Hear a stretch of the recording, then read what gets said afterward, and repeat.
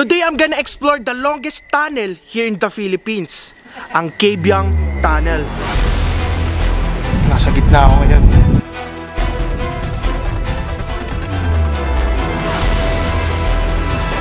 Hindi. Mapipil, may experience na kakaiba. Rempad-pad. This tunnel started to build noong 2010 at natapos naman ito noong 2012.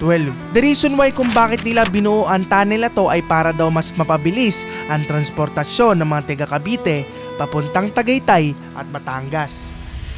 From Manila, bumiyahe kami ng 3 oras para makarating sa tunnel. At pagdating namin sa tunnel ay palubog na yung araw kaya sinimulan na lang namin buuin ang matutulugan namin. So guys, nakabit na namin yung tent. Ayun yung tent oh. Uy, hinahangin!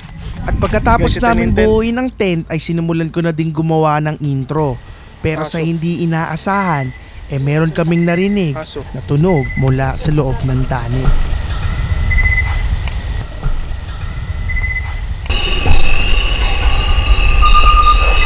Gogo!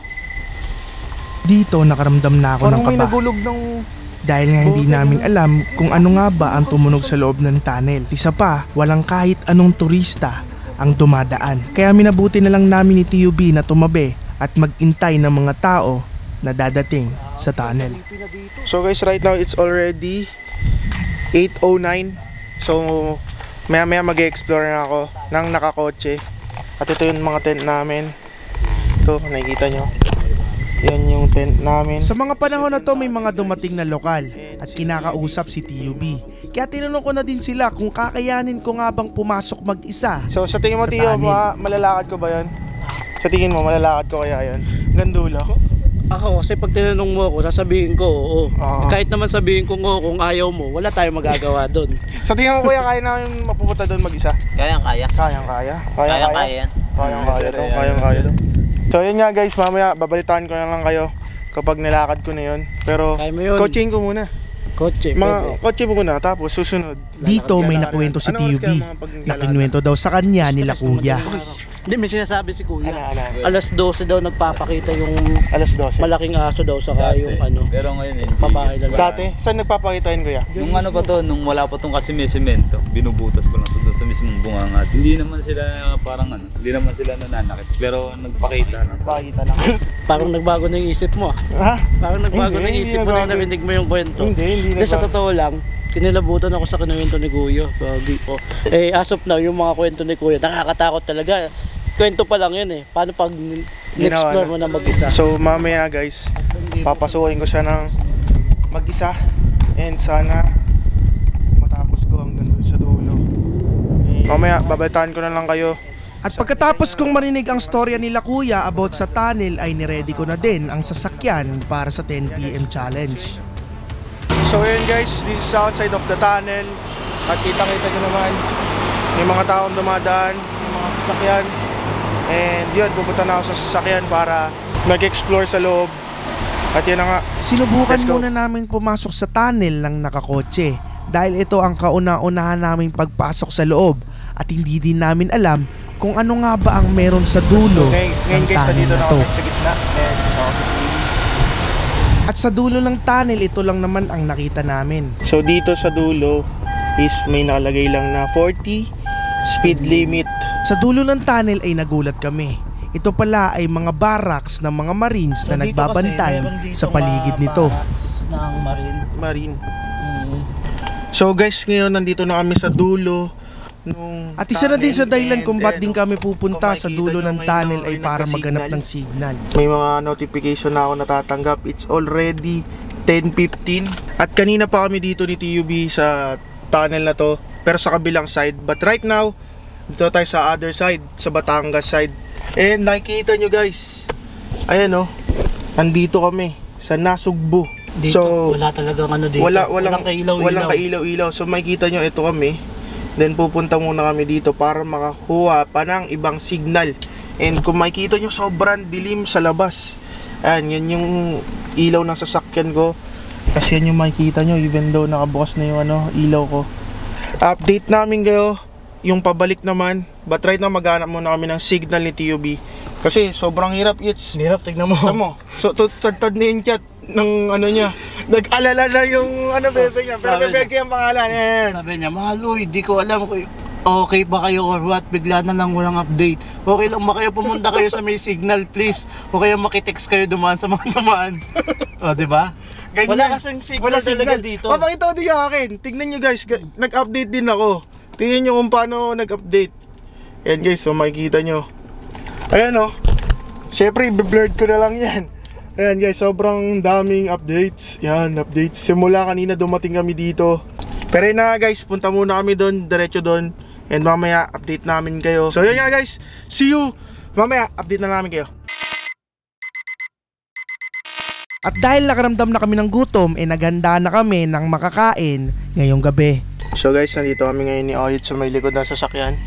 Yan yung pwesto namin, para lang kami nakatambay sa petrol. At dito sinabi sa akin ni TUB yung sinabi sa kanya nila kuya. Alas 12 daw may nagpapakita daw dito na babae sa kalalaki, may kasamang malaking aso. Saka meron daw babae na may dala-dala daw na bata, sanggol, bit daw. Naglalakad daw dyan sa loob ng tunnel. Ewan ko. Malalaman natin yan mamaya kung meron o wala talaga. And after namin kumain, we decided na magpahinga na lang muna at ituloy na lang mamayang alauna. So ngayon, 1:07. Let's try to explore na. At dito hinamon ako ni TUB na pumasok sa tunnel at mag-explore ng mag-isa. Naglalakad lang. Kaya ko ba to, Tio? Kaya ko to. Ito yung tsura niyang tunnel. Ito muna yung labas. Yan. And also, papasok na tayo. Sa pagpasok ko sa loob ng tunnel, ang una kong naramdaman at napansin ay ang malakas na hangin. Guys, if you can see, ako lang mag-isa. Ayan. At sa labas ng tunnel, sinetap na ni TUB ang kanyang REM pad. Ilalagay ko tong REM pad dito. Kapag ito umilaw to na may lumapit dito, ayan. Pag may lumapit dyan at umilaw at tumunog nang wala naman tao, ibig sabihin may something at dyan. At kung si TUB naglalagay ng REM pad, ay ako naman sa tunnel. If you can see guys, ayun o, ito yung likod ko. At dito ako galing. Sa gitna tayo dumadaan ngayon. At dito napansin ko na meron palang CCTV sa loob ng tunnel. May CCTV dito sa taas, makikita nyo dito. Yan yung CCTV. At sa unang parte ng tunnel ay may makikita kang mga sulat sa dingding. At habang nag-explore ako sa loob ng tunnel, meron kaming naging problema. Yun lang ang problema natin dito. Tulad ng sinasabi ko sa inyo kanina, hindi tayo makapag-document o makapag-investigate ng maayos dahil sobrang daming dumadaan at the same time may mga humihinto din dito na mga riders para kahit may mga dumadaan, itinuloy ko pa din ang exploration ko. And I'm going na sa pangalawang fan, which is this one. Kung nakikita nyo, ito na yung pangalawang fan. Yan yung pangalawang fan na pupuntahan natin. Sa paglalakad ko sa tunnel, ang mga napansin ko ay may mga sulat na ang sahig at dingding ng tunnel. So guys, at habang palapit ako sa gitna ng tunnel, bigla na lang pumasok sa isip ko ang sinabi ni Kuya. Sinasabi nila, diba guys, yun yung may matanda daw na humaharang. And habang papalapit ako guys, bumibigat yung nararamdaman ko. Dito muna ako. So this is the second dito fan. Narating ko na ang pangalawang fan kung saan daw nagpapakita ang matanda. Then, guys, I'm here at the middle. And iyon yung dulo. Malapit na ako. Pero the thing is, bawal na ako pumunta doon. Sa kadahilan ng may mga aso. At pinagbabawal din dahil nandun yung mga... At nung nasa gitna na ako ng tunnel, ay nag-decide na ako na bumalik kay TUB. Ayun no, kakatapos lang ni Alpha mag-explore sa loob ng tunnel. Anong experience? Kinakabahan lang ako kasi first time kong pumasok. Pero mamaya siguro sa 3 AM, mas matatakot na ako kasi demons. At pagkatapos nito ay pinili na lang namin ni TUB na magpahinga. Subalit, habang nag-iintay kami, ay bigla na lang tong nangyari. Dito may dumating na L300 at bigla na lang tong huminto sa tapat namin. Ha? Sabay takbo. Iwanan ko talaga to, sakay ako sa sakyan kagad. Dito kabang-kaba na kami ni TUB pero nung nakita namin kung sino yung bumaba, doon ako tatakbo, punta doon. Kasi pagka gantong nasa outside tayo na lugar, hindi natin maiwasan yung mga kaba-kaba na parang baka mamaya may biglang umano sa atin, yung mga tao. And after this, sinimulan na namin ang 3 AM challenge na mapapanood nyo ang full video kay TUB. And kakatas lang ng investigation ni TUB. And also ako, sumama ako sa investigation niya, dito si TUB nagsushoot. But siguro sa amin wala nagparamdam. And sa exploration ko, masasabi ko lang na napakaganda ng tunnel na to. And para sa akin, mas napadali yung mga transportation ng mga taga Cavite going to Tagaytay and to Batangas. But sa investigation, sa nafe-feel namin paranormal thing, wala.